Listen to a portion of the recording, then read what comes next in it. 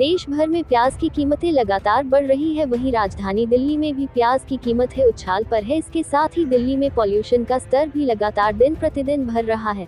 वह इस पूरे मामले को लेकर दिल्ली कांग्रेस प्रदेश अध्यक्ष अरविंद सिंह लवली ने अनोखे अंदाज में प्रेस कॉन्फ्रेंस की है। दिल्ली कांग्रेस प्रदेश अध्यक्ष अरविंद सिंह लवली के साथ पार्टी के कई वरिष्ठ नेता और कार्यकर्ताओं ने प्रेस कॉन्फ्रेंस के दौरान गले में प्याज की माला और बढ़ते प्रदूषण को लेकर मुंह पर ऑक्सीजन के सिलेंडर के साथ नजर आए। अरविंदर सिंह लवली ने कहा है कि अफसोस और चिंता का विषय है, जिस तरह का प्रदूषण बना हुआ है वह चिंता का विषय है। केंद्र और दिल्ली सरकार के लिए ये शर्मनाक है।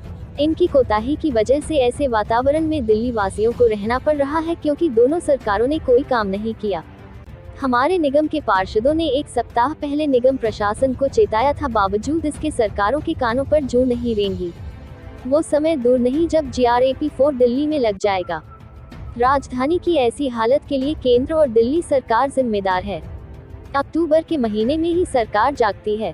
कल तक केंद्र सरकार दावा करती थी कि भारत का डंका बज रहा है, लेकिन देश की राजधानी में रह रहे विदेश के राजदूत भी चिंतित है कि प्रदूषण से कैसे निपटें। जिस तरीके का पॉल्यूशन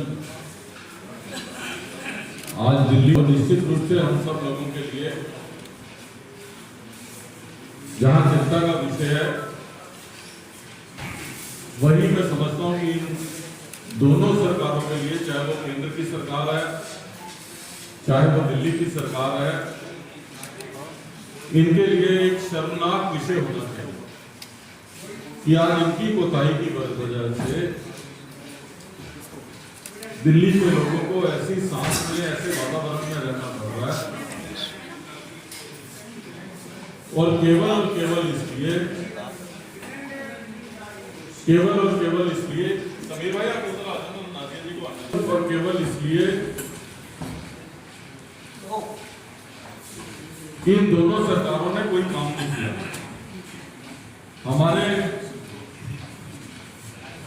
हमारे नगर निगम के पार्षदों ने एक हफ्ता पहले भी सरकार को और नगर निगम के प्रशासन को चेताने की कोशिश की थी कि आप उचित कदम उठाइए और जल्दी कदम उठाइए ताकि पोल्यूशन से लोगों को राहत मिले। उसके बावजूद इन सरकारों के कानों में जू नहीं रहेगी। आज जब हम ग्रेड 3 में आ गए हैं तो हमारे पास पुख्ता जानकारी है कि वो समय दूर नहीं जब हम दिल्ली ग्रेड 4 में जाने की तैयारी जो है वो कर रही है।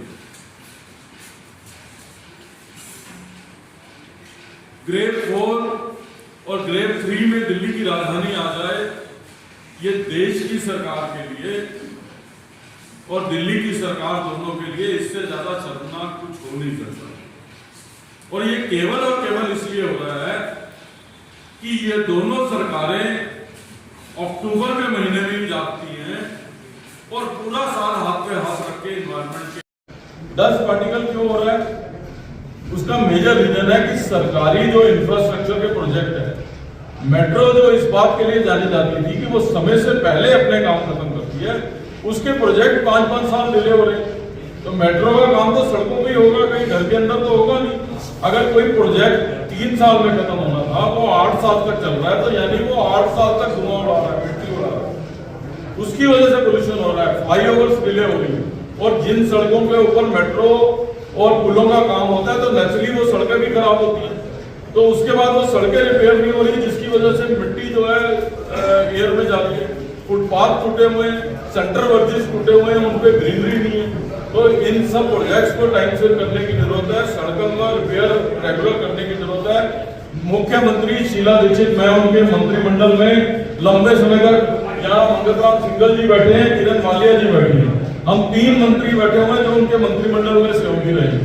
वो पर्सनली सड़क पे जाते हुए PWD के हॉर्टिकल्चर डिपार्टमेंट को फोन करते थे कि इस सेंटर वर्क्स के ऊपर जो है पौधे नहीं है, आज इस पे पानी नहीं छिड़का हुआ, आज इनको ये नहीं करा। इस तरीके से हमने इसीलिए हमारे समय में क्लीन सिटी अवार्ड मिला था, जिसको लेने शैलजा चंद्रा जी आए थे अमेरिका। और आज अमेरिका का राजदूत कह रहा है कि यहाँ स्थिति खराब है, पब्लिक ट्रांसपोर्ट सिस्टम कोलैप्स हो गया। वो 2 महीने में तो ठीक होगा नहीं, आप पूरा साल काम करोगे। हमको इस बात के लिए अवार्ड मिला था कि हम 9000 सीएनजी बसेस एक साथ लेके आए थे। आज क्या कारण है कि पब्लिक ट्रांसपोर्ट सिस्टम चला गया, टू व्हीलर पोल्यूशन फैलाता है और टू व्हीलर की सवारी सबसे पहले पब्लिक ट्रांसपोर्ट में शिफ्ट होती है।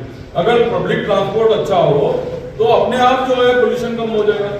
चौथा जो सबसे महत्वपूर्ण बात है कि आपने मेट्रो के बाद क्या कोई नया मोड ऑफ, दुनिया इतनी तरक्की कर रही है, इलेक्ट्रिक ट्रैम्स और आईपॉड्स, कारपॉड्स और मोनोरेल जैसी चीजें भी चलती है मेट्रो के अलावा।